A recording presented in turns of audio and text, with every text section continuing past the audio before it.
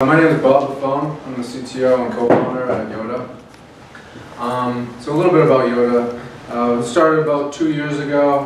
What we provide is a platform to help people measure their web performance and optimize their web performance. So we have a monitoring system that you can go out and use and measure what your web performance is.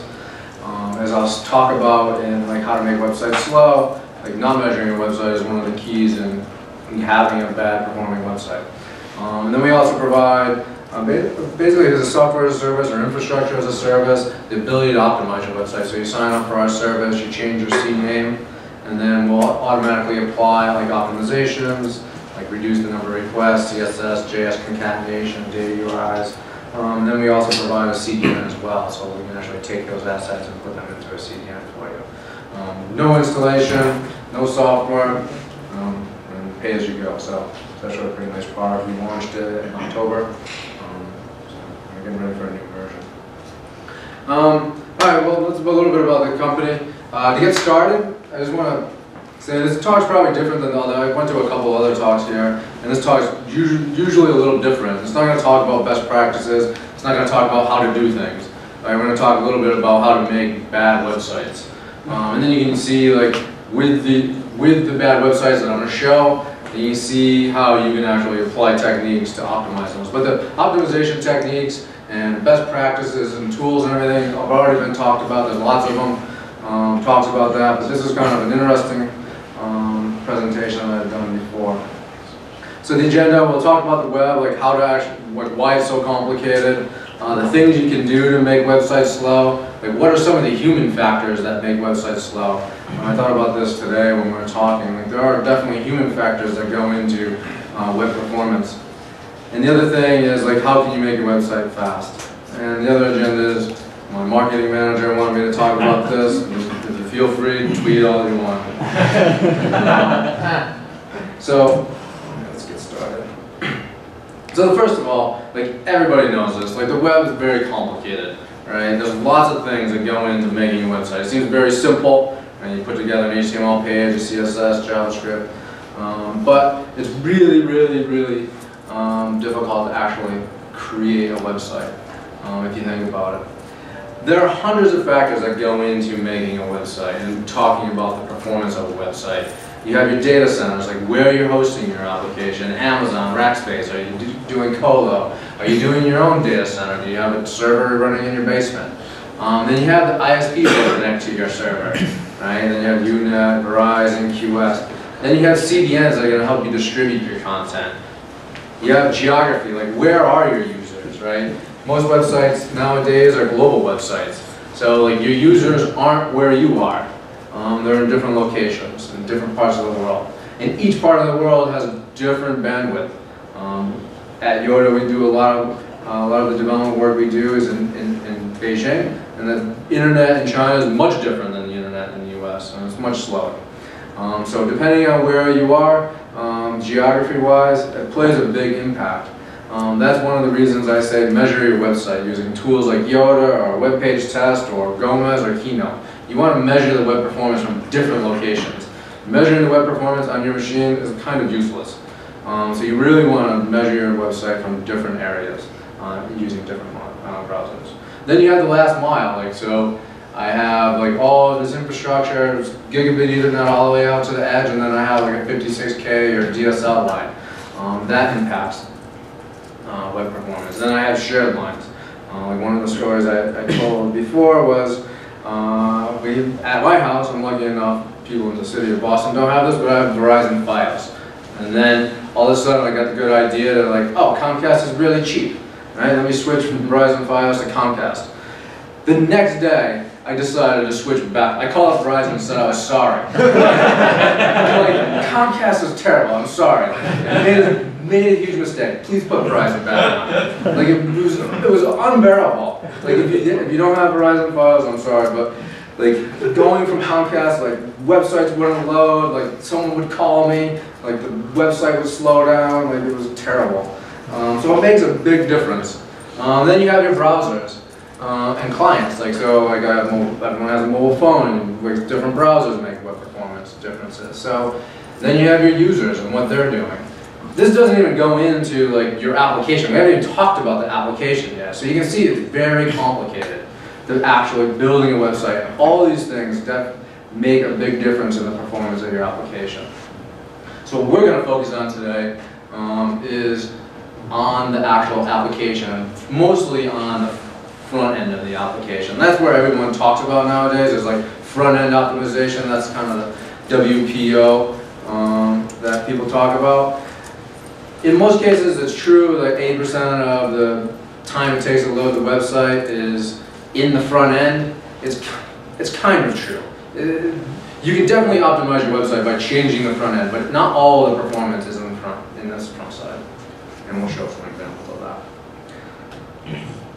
So what are the things that make websites slow? And these are the things that people talk about all the time. So as I go through these, I'm going to show like different websites. I'm not the only expert in making websites slow. As you guys browse the web, you know there's a lot of experts in making websites slow, right? So I'm actually going to show a whole bunch of different websites, and then we can laugh at them and we can help them. We can kind of demonstrate why they're actually slow. So the first thing you want to do is, like, one of the things if you want to make your website slow is add lots of requests, right? The more requests you have in your website, the slower it goes. Right? You can get into like queuing theory, but basically the web browser can only access so many assets, like so many CSS, images, JavaScript files at one time, right? So what ends up happening, if you have lots of requests, those requests have to be bundled up and queued up. So that's where you get the kind of the classic waterfall diagram. It's from all of the requests and basically being queued up and having to wait for each early request to finish to go request a new page, right? Why do people do this? Like one of the things, and I'll talk about, is the human factors. Like, why do people want lots of requests? Like, people don't want lots of requests, right? And the developers don't want to add lots of requests because it adds extra work. But one of the reasons that people want extra requests is that people, the marketing people, and product owners want rich user experience. The more user experience they have, the better they feel. So they want rich media. They want all the graphics. They want lots of mouse over effects and everything. They want Twitter feeds, right? All of these things impact the performance. So in order to achieve all of this richness, basically you have to add more CSS, more HTML, more JavaScript, and more images, right? You just keep adding and adding and adding and adding. And the more you add, the richer it becomes, but the slower your website becomes.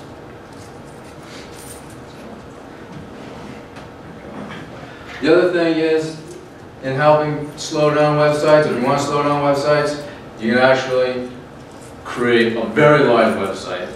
One of the examples I'll show in a second, it's 25 megabytes to download, so just the home page. Yeah. Right? It's very, very large. So people, why do they do this? Well, they're not compressing their JavaScript or CSS images, or they have like just many, many images on your website. So we'll show this in a second. People turn off gzip on their server, so they don't use gzip. They basically just turn it off. Lots of people do this, actually. Many people turn off gzip. Many people also turn off keepalize. They're hoping like turning off gzip compression will save server-side resources. But if you want to make big websites, basically don't compress your images, turn off gzip, and just keep adding and adding and adding lots of stuff. So let's go in and check out this website.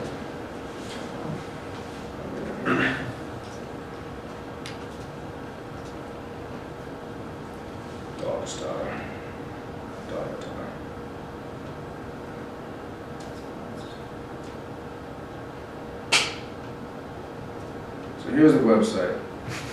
It's just basically a website about dog pictures. I don't really know, but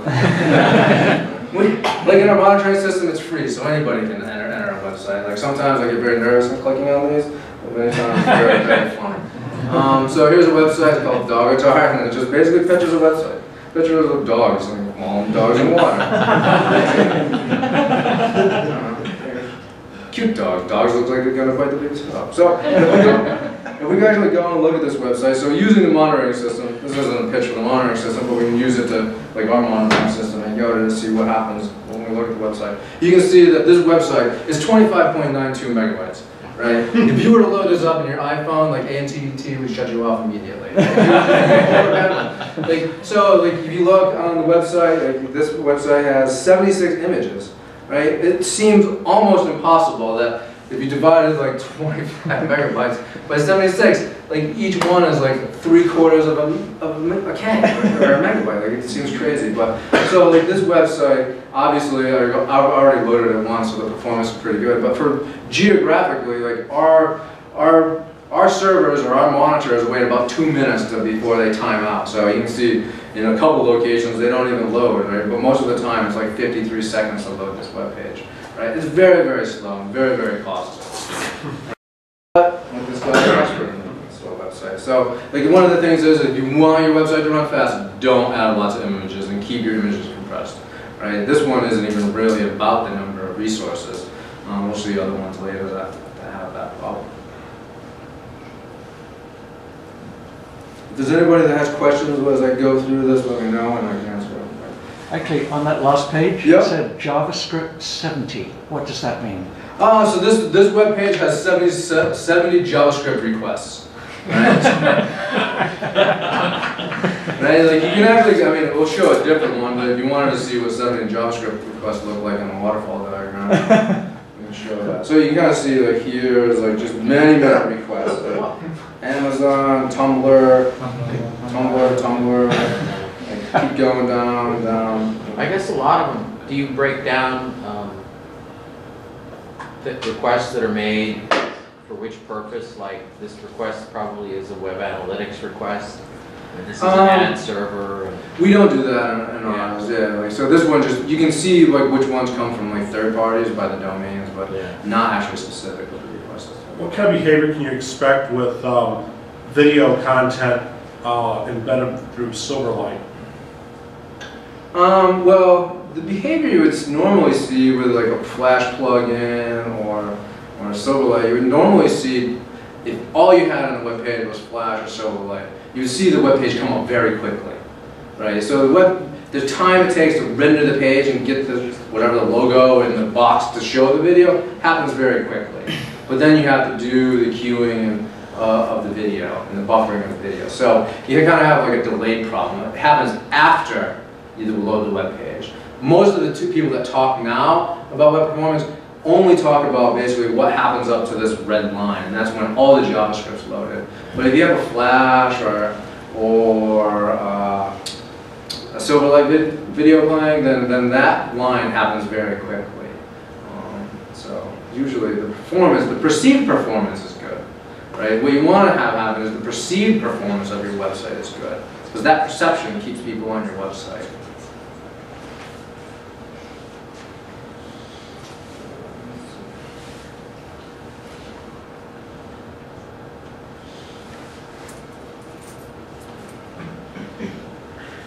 So fed servers, this is kind of mislabeled, but this is anything that happens on the server side. So server side is still a problem. Like a lot of the things that we see, either people are using like a CMS system or any commerce platform or just general building themselves CMS systems. Like the performance of their servers definitely plays an impact, because what ends up happening is when the web page loads, like the first thing that happens, it has to download the HTML file. So if you really want a bad website, make it take a long time to download that HTML file, right? If you want to speed up your website, make it very quick. Ideally, the time it takes until the browser changes the title bar for the browser tab and starts downloading the JavaScript is around 300 milliseconds. It should be very, very quick, right? Because the browser has other things to start doing. If it takes a long time to get to basically downloading that first byte, your whole website is going to slow down, right?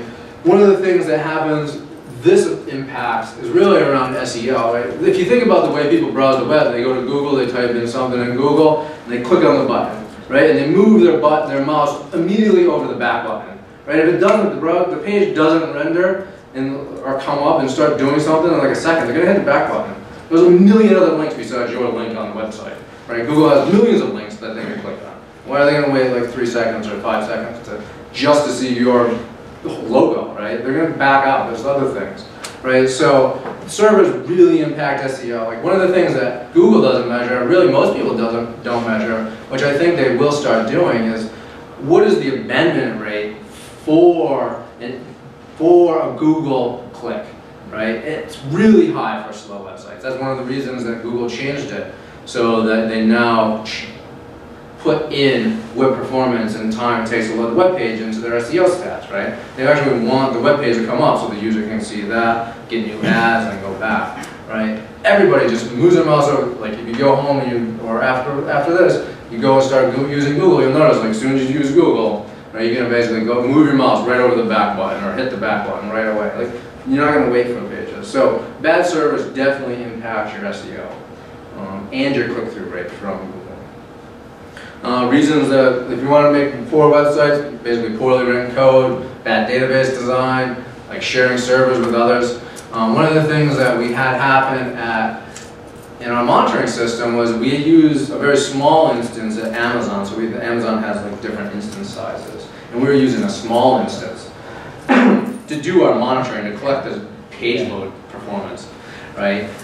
On those small instances, there's a lot of CPU contention. So as the browser started up, like it used a lot of CPU. And what we noticed was very erratic page load times, not as a result of the website, but as a result of the CPU contention on that browser. So if you're on a shared server, you want to make sure that you limit the CPU contention between your application and the other applications. We ended up upgrading into a medium instance, so there wasn't that problem. But if you're running your website on Amazon, make sure you appropriately pick the instance sizes.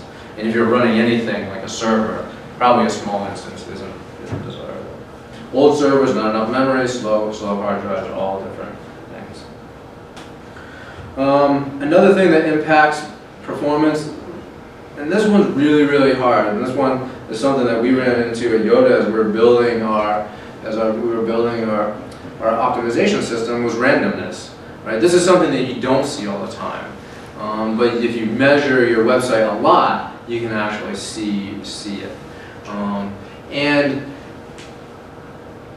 I find this most, the randomness, in the use of like CDNs. CDNs, you see them like, oh, I'm going to move that out to the edge, and it's going to be really fast.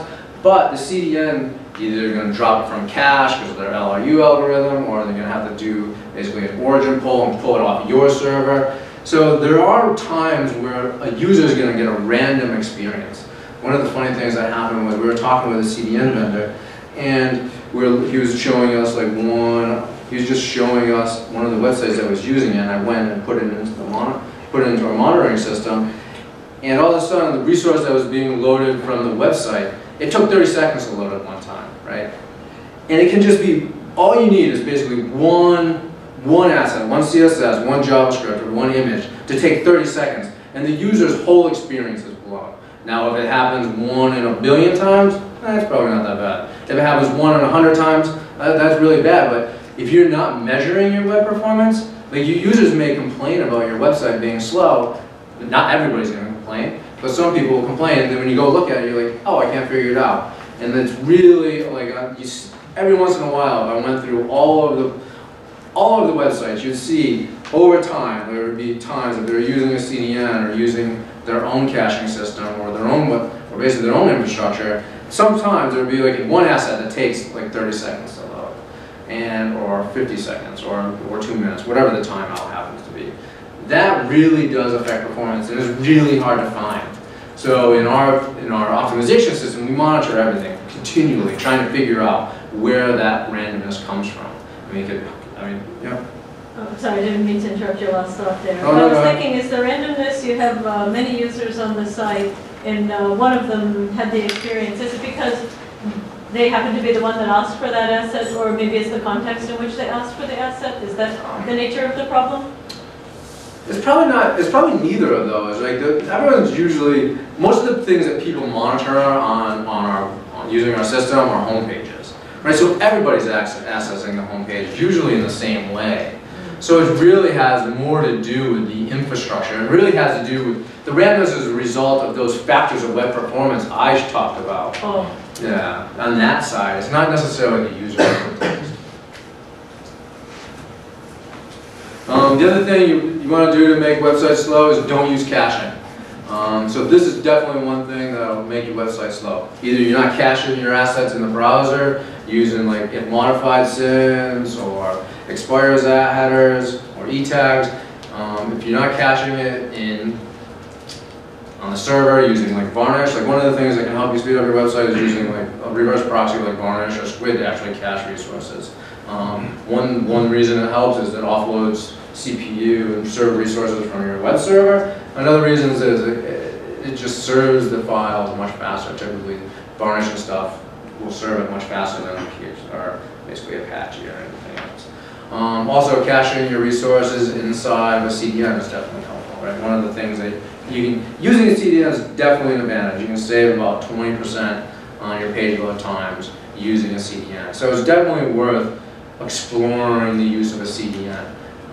It's obviously much faster to load a resource from a machine that's closer to you than a machine that's far away. So do you measure using different browsers? And do you pick up deadlocks? Like there's some, I'll show you a web page afterwards that you use Firefox, it does one thing. If you use Internet Explorer 9, it can hang for like 30 seconds before it displays the rest of the page. Well, due to deadlocks, and sometimes it's advertisers are doing nasty things on purpose to make sure that their ad shows up first, and then you don't get to see the rest of the page for at least 15 seconds. So sometimes it's third party. That's the one on the next slide. I mean, it definitely, if you want like a slow performing website, adding like ads and third party widgets and stuff to your website definitely helps make it slow. I just want to respond to the JavaScript or the performance issues on the browser, because we've seen that where I work, and it really is the JavaScript engines are just so different, and the Firefox compiles it much faster than IE.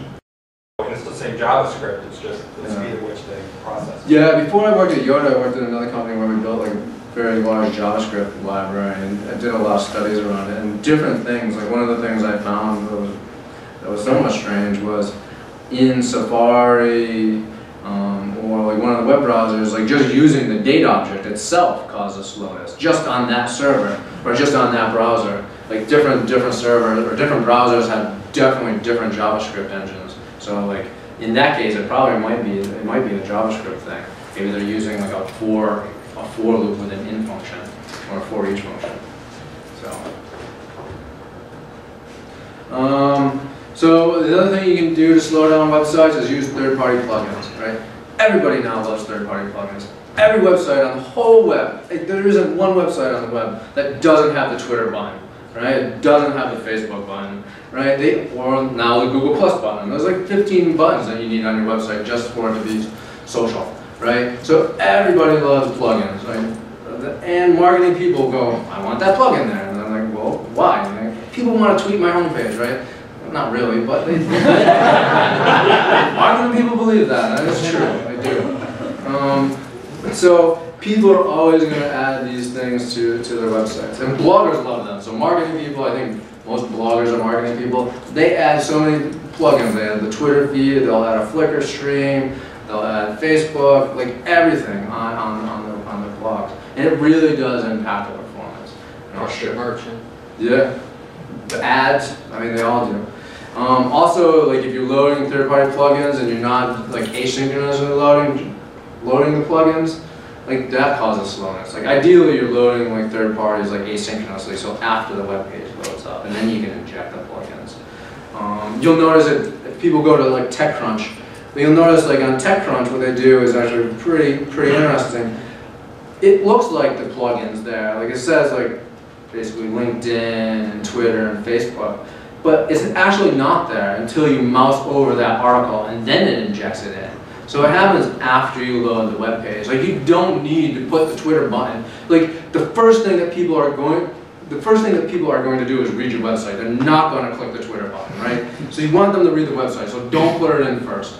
And this really does slow down websites. So move all of the third-party like Twitter buttons and everything to the end of the page loading sequence. Because people want to look at your web page. They already know Twitter exists. Other things you can do. So other things you can do is basically redirect from www to non-www websites. So this is one of the new things that people like to do is everyone like wants like Twitter.com. They don't want www.twitter.com, right? But most people type in like www, or they're not used to typing in the non-www, or people go from non-www to www. If you're going to do that, you want to use a permanent redirection instead of a temporary one. Another thing that we see all of the time in our websites is 404 slow down the website dramatically. And there's a really interesting reason why it happens. It seems like if you don't load the resource, it'll load much quicker than loading the resource. But most of the people have configured their servers incorrectly. What they do is, no matter what things returns a 404, they'll return basically a 404 error page. So even if it's a PNG that's returned, the thing that's returned is an HTML page that also has JavaScript and also has CSS. So it takes a long time to actually turn that 404 into a web page and then respond with it. So one of the reasons that websites load slow, even one 404 a lot of times will take a half second to load in general. Because what they're going to do is it can't be cached, because what they'll end up doing is when it returns the 404 page, it'll say like this resource is not loaded, right? It's not just like you have an error, right? So it's specialized for that resource. So the one thing you should do is, like, if you don't care about people actually accessing your images directly, is turn off like the 404 functionality to return a page and just return a blank 404. It'll dramatically speed up your website. Also, not having a 404 also helps. There's two ways to fix it. Run JavaScript code. Running JavaScript code while your page is loading. One of the websites I'll show you has, basically every time you start up and go to the home page, it runs some sort of JavaScript for like a minute and then times out. Like every time you load the web page. So you don't want to do that. One of the other things, and this goes back to like measuring the web performances, this is the thing. Your website is always, for your developers and when you're looking at the website as a product owner, it's going to run extremely fast, right? It's always going to run fast for you, right? Because you sit next to your server, right? Or you're looking at the website on your developer's desktop, who has the server on his desktop, right? It's always going to run fast. And if it didn't run fast, he would fix it probably, but it always runs fast because it doesn't even go out on the internet. It basically just connects to the local machine, right? So if you're only looking at how fast your website is from your desktop, your website is unbelievably slow to everybody else in the whole world except the people in your office, right? And yet, I'm sure your CEO is going to one time load the website from Starbucks in a different city. He's going to like, oh my God, the website's so slow. And he's going to call back the IT, and the IT guys are going to say it's so fast, right? And they're going to have like one of those funny like animated videos about it. So measure your web performance from different locations. I don't care if you use Yoda or any of the other tools. Like, just measure it from different locations. You'll see a big difference between inside of different geographies, whether you're inside of your office or inside of the U.S. or inside of Europe. Right? It makes a big difference. Think your website's fast. This is funny. Like, one of the ladies that came up to me after the talk last time said, my website is extremely fast, so we went and put it into the monitoring system. I'm like, it takes 15 seconds to load your website. She's like, who cares? Like 15 seconds isn't that long, right? I didn't even quote any statistics because the conversation got off to a bad start. I'm like, just think about it like this. Like, if you got on the elevator and it took 15 seconds before that door closed, you would be going crazy, right? Like, that's what people feel like when they go to your website. She's like, I don't believe it. So the other thing you can do is think your developers would never do any of the things I'm about to show, right? You would think that your developer would never have a 25 megabyte website, right? You're going to think that, but they're going to do things. So obviously you want to measure it. The other things that I talked about earlier was the human factors that go into a website, making it slow, right? And we talked about some of these, like the desire for social, right? Like everybody wants their websites to be social and integrate the latest social buttons. The desire for like increased functionality, like everybody wants their website to have more functionality than everybody else, right?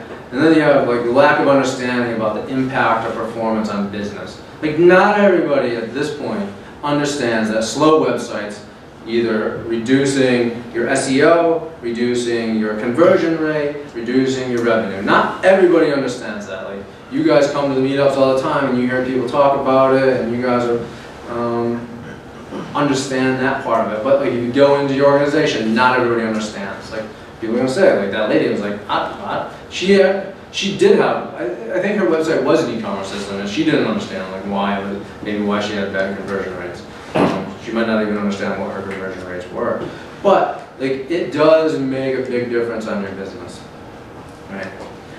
Lack of understanding about what makes a website slow, like that's something. Like, if you don't understand what makes a website slow, it's going to be very hard to fix it or not have it done in the first place. Lack of the ability to determine if there is a problem, right? So if you're not using monitoring, you're not testing your website, you don't know that there's a problem. So like, if you can't determine there's a problem, you're not going to fix it. And then obviously lack of time to test and fix issues, right? The last thing that everybody does, and this happens at my company who specializes in web performance, like the developers always fix the performance stuff last, right? And it always usually takes one release to fix the performance issues that they put in the first release. Like, it always happens. So this happens all the time. The testing and fixing of issues always comes last. You gotta get all your features done, right? The product owner wants all the features done. Yeah. One thing that also comes up there is how the QA people, which Mike may have be one of, can lobby the engineering team about performance things. I mean, when you're in QA, sometimes all you do is you write up a nice report and a nice executive summary, email it off to the desired audience, and your influence is done. Mm-hmm. So I would say that one of the things that also affects performance is the ability of the QA team to lobby the engineering team. Yeah, I mean, just is performance something that they're testing for, right? And how are they testing for it, right? A lot of times the QA team will do load tests, but load tests aren't necessarily testing performance, they're testing the capacity of the server, right? Performance testing is something different than load testing, right? So QA also has to test the performance of the website. And that's something that our QA team, we specialize in web performance. They also, like, a lot of people that come in don't understand that. It's really up to like the executive team and the people at Yoda to like help educate everybody, because we want a fast website too. But yeah, okay. I mean, most of the places I get into, their load testing and/or performance testing is just automated functional testing. Yeah. And you know, it's a lot faster than doing it by hand, so they bless it as being performance ready, and it's never ready. Yeah, like this. So that type of testing is much different. You're really not going to find the performance problem. Like, just having have every release cycle go to webpagetest.com and type in the URL from like a couple locations and a couple browsers and figure out what performance is for your users. Like, remember, your users aren't inside your testing facility or your data center. So you want to educate the testing QA developers inside your organization to test how to test, and then you have to test it with other tools that are available inside your data center. You have to go outside your data center to test the web performance. Can you dive in a little bit on the web page? So is it you know how the cascade diagram goes? Yeah. Is it the first byte or last byte or DNS lookup? What part of that matters? I mean, they all matter. Typically what we're going to see is that it's really the last byte on the resources, because the resources are queued up and new resources don't start until the old one finishes. So you have to finish the first resource and get that complete. So it's really the last byte that's the most important on static resources. On dynamic resources like your HTML page, it's really the first byte. You want to get the DNS, the connect, and the first byte done quickly. Even if it takes 2 seconds to load your web page, if you can get the first byte down in 300 milliseconds. The browser can wait the extra 2 seconds, and then your web page will start loading up. It's going to take 2 seconds to load all the resources anyways, right? So if you can get those resources started early, like that'll definitely impact the performance of your website. But on static resources, it's definitely the last byte. I mean, in order to get the last byte done quickly, you have to do the DNS lookup. You also have to look up, connect to the server, and then download the first byte. But getting the last byte is definitely. I just want to add a couple things. So in performance engineering and performance testing, there's multiple tests. So volume test, stress test, some of them, and they do all add to your ability to diagnose the problem depending on your system. So whether if you're talking about just pure HTML-based applications, then maybe no. But if you're talking about multi-tier applications, it will tell you a lot about how resources are utilized, whether on the back end, middle tier, or front end. So there's a value to all of them, I guess. Yeah, I mean, you have to do all of them, but the thing that we see is that just the simple web performance test using like web page test or Yoda isn't really done until after you release, and then maybe a couple of releases after. So let's go through some of these websites. So we talked about Dogstar or Dogatar. Just keep going through some of these. One of the interesting ones that I found was Barack Obama's website, right? Presidential year. I want to show what his website looked like. So you can kind of see here, like his website's actually really slow. So we look at like the overall statistics, and we did a benchmark between different candidates, but you can kind of see it like, like it's election time, let's do some stuff on our website right about here, right? Did Rick Perry go, oops? So, right, right about like the beginning of the year, like you see like, they did some performance improvements, and all of a sudden they started, the website's getting slower and slower, but it takes 28 seconds to load up his website, so hopefully this doesn't impact the election, but maybe it does. And then you can write a cool blog. Yeah. So you're on your server, you're running a real. Yeah, we use Firefox 3.6 on our servers. And use Firefox. Yep. So you don't do any testing with Internet Explorer? I could talk about a future release that we're going to have in a couple of months that will have the ability to do that. But right now we just use Firefox. Just using Firefox.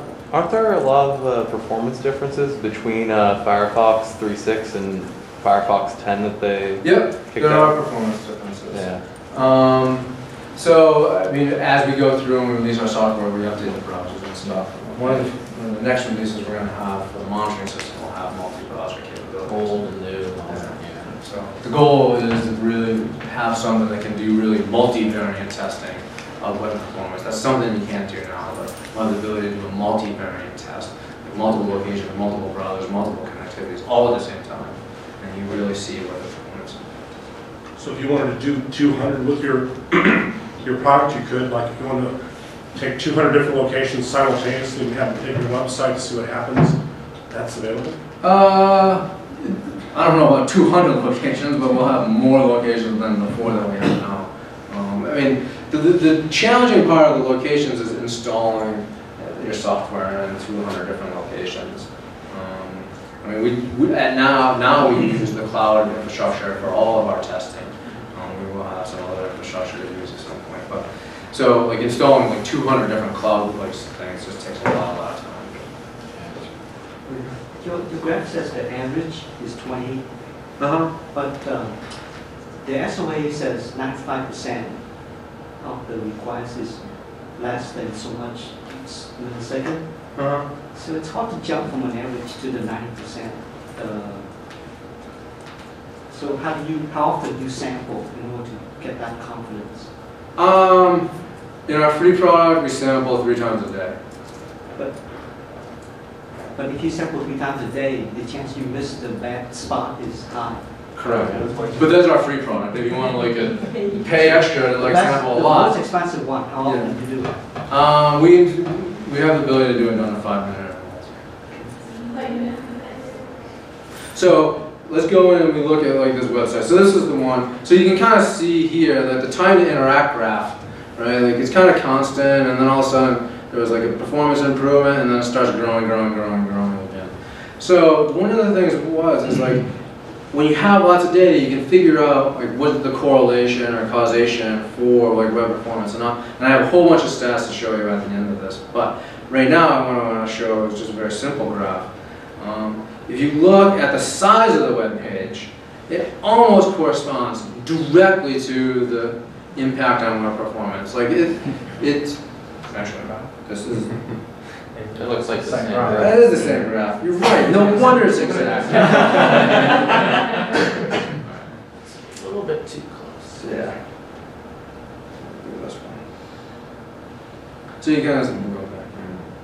So again, like this is, you can see like the dips and the valleys in the graph in the size of the web page or corresponds to actually dips and valleys in this. So the size, as you see, like what they're doing is they're adding more and more content. I'm sure the campaign managers, we want more social. We want more graphics. We want to show Obama talking to dogs. We want to show him kissing babies. Right? Just adding more and more things to their webpage, right?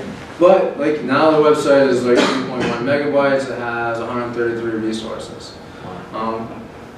So it definitely impacts the performance of the website.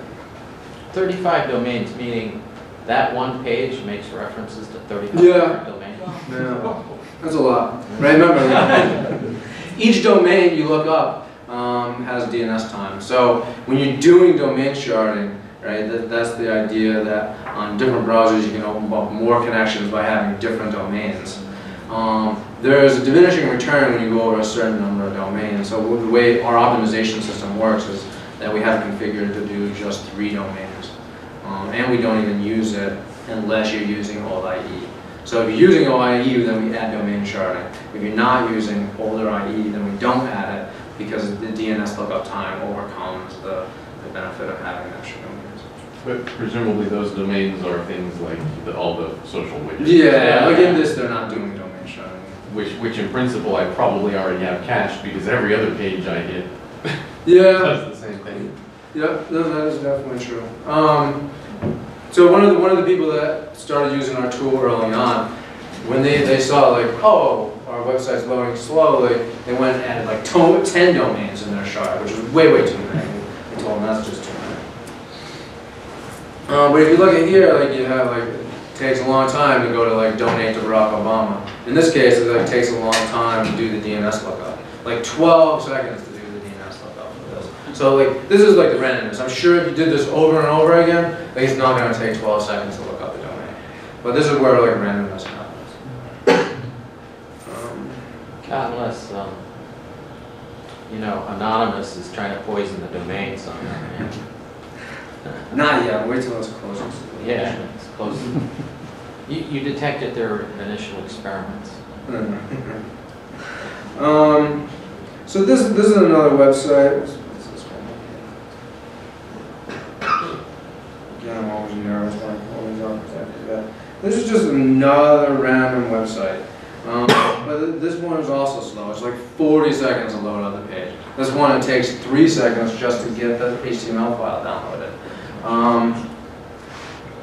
But again, it's very slow. Let's see. Mashable. This is a very popular website, but in and of itself, it's really bad by performance. You can see like the Yoda score, the closer you are to 100, the better there are 6. Right? Right? This website has 274 assets, right? They're all about social, so they have basically every social widget, and it ends up being 2 megabytes.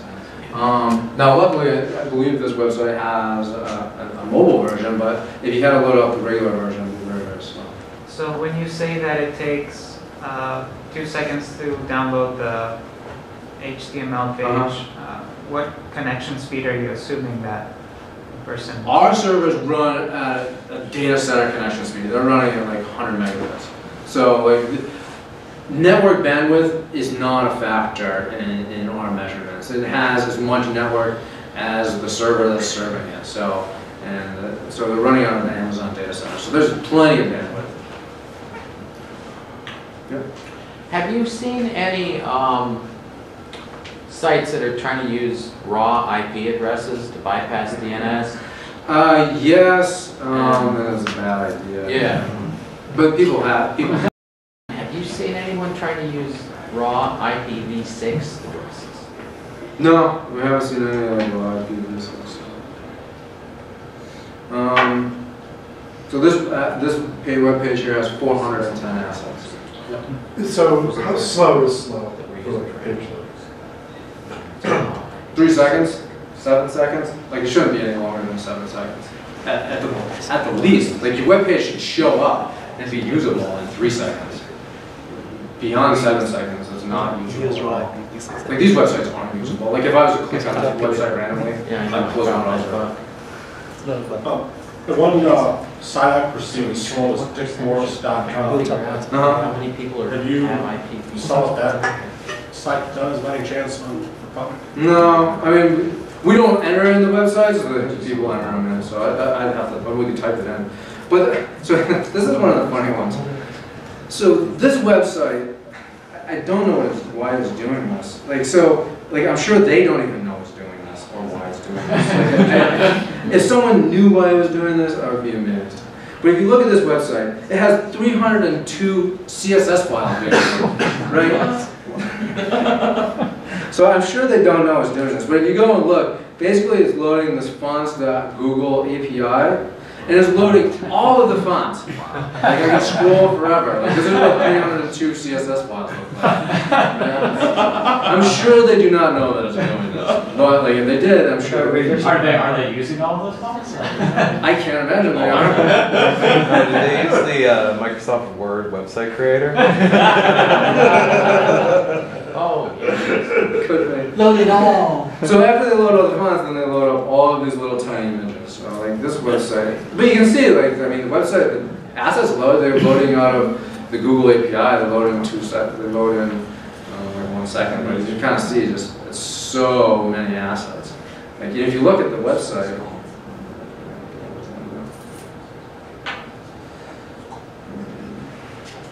I mean, look, this is a website, like, there's nothing on it, like, I don't know why. It really has Buffone on it. It looks relax. Yeah. So like, you can see, and now maybe, so I don't know who developed this, maybe they got, it's inexplainable, like, coding error, I'd have to think, but again, like, this is why you want to measure the web performance, right? Like, this would easily be found if they went to the website.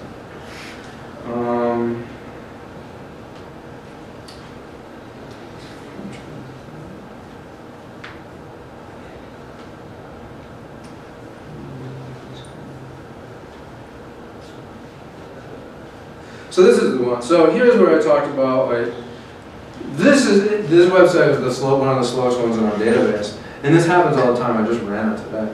But it takes 13 and almost 14 seconds to load just the home page, right? So just to get to the end of the home page, it takes 13 seconds. So the browser doesn't even start loading the external assets. The screen is going to be blank for 13 seconds, right, when you click on this website. The last time I did this at a talk, it happened very quickly. But, so you can kind of see it. I click the refresh button, and put this on a different browser window too. But it takes an extremely long time to load like the home page, right? Like, now this was my website. I would start. If this was Jordan.com, I'd start sweating. It's only been 2 seconds, right? Then, so that's what you. When I say like it has to load quickly, like, I mean this is 13 seconds, right? It's an incredibly short amount of time, and it's very, very painstaking to wait that long, right? So the website actually loads up very quickly. Now, why it takes 13 seconds to get to the home page, I don't know. Like they must have some sort of database management issue. But Could it be a connectivity issue to the server? I mean, no, it connects very quickly. It connects them. It could also be just buffering. Yeah. So we don't do a flushes. Yeah. So I mean, there's many things it could be. But it's not the connection. The connection happens in like 74 milliseconds. So access to the server resource, the server box, this happens very quickly. Is that for the first visit for? No, that's pretty much. I mean, that's all business.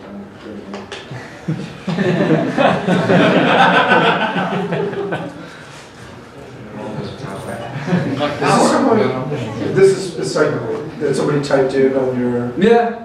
I guess they didn't think it was important. They're trying to figure it out. Why is everybody saying it's small? Did you send us with numbers? Send them stats, go on.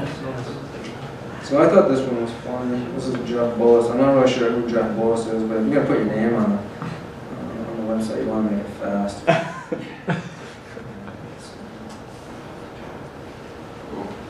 Score. I think this one's like 5.5 megabytes. And you kind of see it, 28 seconds to load the home page. So. What's monster.com doing now? I don't know. I'll look in a second. So again, like this website stuff.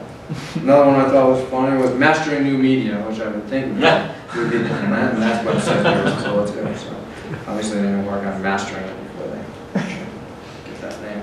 This one like we get the front, but so you gotta see like here, like they have 306 resources. It takes a long time to go through all of these, and then you kind of see like how the waterfall starts building, right? You kind of see it. This. So a lot of slow resources. Another one is this one. This is the one I was talking about earlier where the website was really slow. So you see it comes up and then the website goes into this weird state where this picture sort of renders, but all of a sudden like a JavaScript file or JavaScript thing block starts executing and locks up for almost like 30 seconds. So and at the end of it, like it fails to find the file that it was looking up, and then this little picture goes away and it's just basically a missing image icon. Is it a slideshow or are they actually trying to do low and high res on it? I don't know. I mean, there might be an optimization there. Yeah, that's hilarious. It's a JPEG. So you kind of see it's still spinning. So this is what we were talking about earlier, like the JavaScript execution, right? They're a communications company, no less. Yeah. Call centers. Sure, the British are out for tea, right? Tea crunch. Cities. Yeah, and the other one is like the voice. Like one of the things we did recently was like the Super Bowl contest where we were kind of picking which websites would crash. The voice is definitely one of those. So here's didn't even load properly. So Hurts your eyes. But you kind of see this website. Okay, this isn't my website, but this website is where NBC has lots of money and they have lots of people to develop the website. The website is 3.8 megabytes and 339 resources. 214 of them are images. Like one of the things that we see slow down websites nowadays is images. One of the optimization techniques that we use is data URIs. So we actually embed the image inside the HTML and CSS automatically. We see this has a bigger impact on performance than sprites. Most websites do some sort of spriting already. Very rarely do you find a website that doesn't have any sprites and just have hundreds of little assets. Most of the time what you're going to find is you're usually going to do, the graphic designer and the web team is going to do a bunch of sprites, and at the end of the release they're going to need to add some extra images, and those little images will be loaded up. So by default we load up anything that's under 5K as an image size we put in as a data URI, and we see an impact of about 20% performance improvement on those, and we can reduce the number of assets by 25% with that technique. Just using that technique. Does YouTube behave well, or YouTube? Yeah, actually YouTube does. I mean, that website is actually good. I mean, Google just like all Google websites are good. I'm curious about data URIs. So obviously the trade-off there is you're shipping that data every time with every page that loads. Yeah. And is there, or would you only suggest that for basically static pages? Is there any sort of dynamic thing where I have to regenerate the data URI at the back end, or does well, so in our service, I'll picture our service does it automatically whether it's a static page or not, so you don't really have to worry about that. But data URIs is a more complicated technique because you do have to do the embedding. So you would most people would probably do it on a static page, not a dynamic page. The data URI, that'll work in CSS too. Yeah, it works in CSS. So you might get more reuse if you use it in CSS. Yeah. You reuse your CSS. We definitely see a big impact on the people that are using our optimization servers using the data URIs. That's something that people kind of understand, but it's too complicated to do for your website, because not all browsers support data URIs, so you have to do like conditional injection of it. So that's it for my talk. I was curious, what is your experience with websites using GWT when you have like this really big kind of ball of JavaScript that gets delivered with that first page hit? So those websites typically, like the last company I worked at, like we built a big JavaScript library too. Those websites are typically used internal. Like if you're using GWT, it's an internal website typically. GWT also does a good job of compiling it, right? They're going to use a closure compile and compile everything into one JavaScript file. So the impact is typically less. If there was a performance impact, it's not on the CSS or on the JavaScript. It's on building the DOM that displays the UI. So the more complicated your user interface is, the longer it's going to take to load up the page and draw it the first time. So you're typically not going to see an impact with the JavaScript. You're going to typically see an impact based on the browser. So if they go to the GWT and they're using IE, it'll probably be a slower experience for that user. How do you measure post-onload continuously lazy loaded content? We don't. I mean, that's something that we don't do in our version. As soon as the website loads, we jump out. I mean, something we'll add eventually for like a paid tier, but for free, it takes on average about 30 seconds to load up for all of the websites in our database, to load up the web browser, go to the page, get the HAR file, send it back to the server, shut the browser down. So doing anything beyond that, and you can only run a couple browsers at a time, so the concurrency rate's really low, so it's very expensive. I was going to ask, have you noticed differences between the various JavaScript libraries, and specifically jQuery is some type of function, wait until the page loads before you execute the JavaScript? Well, you can use like the document.ready function and then put it in there, and then do your JavaScript injection of your behavior and your visualization. Document.ready, right? Yeah, document.ready. So why would the JavaScript have an impact then at that point? Because it's going out and grabbing things? Or? Yeah, well, so one of the things that people talk about now is this asynchronous JavaScript loading. To me, it's like a false positive. Yeah, I can make my time to interact well, but the interaction of the application still depends on getting that JavaScript down. So you basically just make, like if you're getting paid based on web performance, right, you would use asynchronous and just say, look, time to interact really fast, but no one can use the website. So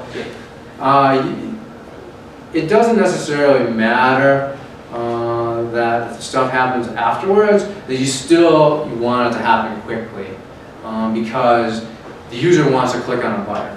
Like one of the things that happened on our website, we use JavaScript, or the asynchronous load function. If I go to the home page here. Like one of the things that happens, we have this fancy little thing where you have like the watermark when you type stuff in here, right?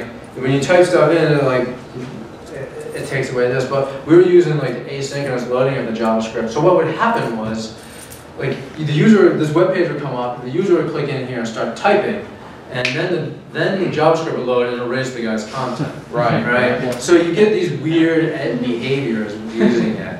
So we don't turn it on by default. It's too application specific. You really have to know what you're doing with it. And doing anything asynchronous in programming, you need to know much more than doing it synchronously. Do you have any observations about websites built with the major CMS like Joomla, Drupal? Okay, not okay? So as far as the server side, yes, it's okay. As far as like the Drupal engine, right, the Acquia builds, or if you use an Acquia, that's fine. Where we see, like, it's all like I mentioned earlier, it's about like people talk about like the front end web performance. Where that is impacted is in the template that you use.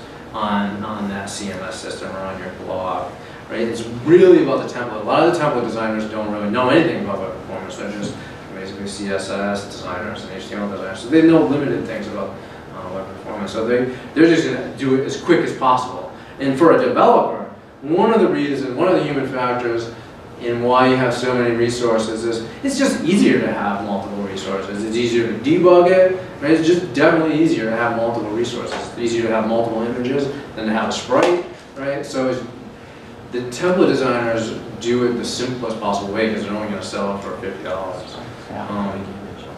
So it says in the front. Another different sort of question about the server. Do you get aware of any differences in web server engines, like Apache versus Nginx? Or? Yeah, typically what we see on our website is Nginx is definitely a faster engine. Is it faster, or do people that care to use Nginx, are they more interested in performance and everything else? That's definitely true. I mean, they're definitely more interested in performance. I mean, what ends up happening is Apache's been around a long time, right? So there's lots of extra code inside of it. It has lots more plugins and modules that are loaded up by default, right? It's like when I go and I install the latest version of Firefox, it runs really fast until I start downloading all the extensions again, right? Like Apache comes with a lot of extensions turned on, so like that definitely impacts it. What's your impression of sites built almost completely in Visual Studio, you know, using IIS as the server and just, like I said, everything built in Visual Studio? Do you see advantages, disadvantages? What's your impression of that, performance-wise? Well, IIS, it runs, it's probably one of the slower HTTP servers, or web servers, but it's not, like I said, like, it's going to render your page quick enough, right? There's more about like how much load it can handle. As far as like an IDE and like using the development, if you're using like ASP.NET, like it's compiling your JavaScript and stuff and CSS. One of the things that we see using like things like struts or JavaScript pages or ASP.NET, but what they're going to do is they're going to put in a giant client-side state object. So they're going to have like a big formula with your state, and they're going to transfer that state back and forth. That state can be very, very large. Like if you open up an ASP.NET page, like in the beginning of the page, maybe for like 3 pages worth of scrolling, would you see that big state object? It does impact the performance. So in that case, you really want to compress that HTML. But even then, that object itself isn't going to compress that well. No, it's encrypted. Yeah. Curious, and I missed the beginning of this. Do you deal with, that's a secure site, for example, do you deal with SSL? What considerations do you have on this type of things when you're on a secure site versus not? For our service? Well, both does the service actually support testing those, but I know from experience there are some things that you don't do on secure sites, or it's harder to do. What thoughts do you have there? What do you recommend? So yes, we do test HTTPS sites. You can type in like HTTPS in there. You're going to see typically at minimum a 300 millisecond slowdown in your website. Like that's the minimum. That's one of the reasons that Google last year, like they had like the hackers hack in like Google Mail or whatever, and then they changed their policy to use HTTPS, but they didn't use HTTPS because it was slower, right? They were big web performance. Because you have caching issues, you have compression issues potentially. And the SSL negotiations, right? So what you want to do, and we do this in our optimization service, if you're using SSL, you really want to reduce the number of domains, right? You don't care about the queuing. It's the connections that is the thing that determines the speed. So if you open up in that website that had 33 domains, like if each one of those domains and each connection within those domains is going to be slow. So it really does impact the performance. So if you're using HTTPS, you want to minimize the number of domains and the number of connections. So in our system, in our optimization system, it's more complex to than just having, doing one set of rules, right? Optimization isn't about one set of rules. It's about applying many different rules in many different scenarios. HTTPS, different browsers, different connection speeds. So in order to do that, one of the reasons we started Yoda and built a service that can handle that systematically for you. But even at where we are right now, we're just beginning to get in and uncover all of those things and provide all of those benefits out of the box. Usually our server is behind a load dispatcher. Mm-hmm. So sometimes we ultimately have a slow server, but I couldn't chase it down. Mm-hmm. So do you have any?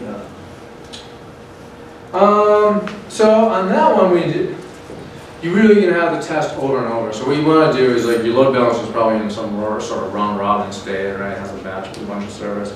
So using the tool, what you want to do is run the test multiple times.